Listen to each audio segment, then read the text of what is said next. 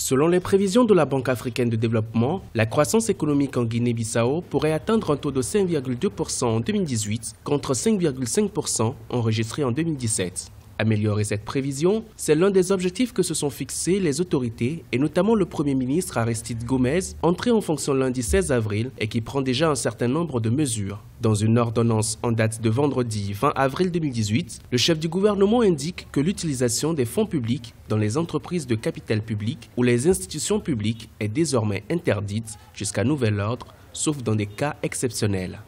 Nous sommes en train de former un gouvernement inclusif qui devrait être achevé sous peu de temps. Il est impératif de prendre des mesures préventives en ce qui concerne la gestion des fonds publics, qu'ils soient situés au niveau des ministères et des secrétariats, du capital public ou institutions publiques. Pour le Fonds monétaire international, le processus de relance économique en Guinée-Bissau ne pourra réussir que si tous les acteurs importants y sont impliqués. L'institution recommande une meilleure gestion budgétaire qui devrait permettre au pays d'améliorer ses finances publiques. Le Premier ministre aura également pour défi de veiller au dynamisme de l'activité économique en misant sur l'accroissement des investissements.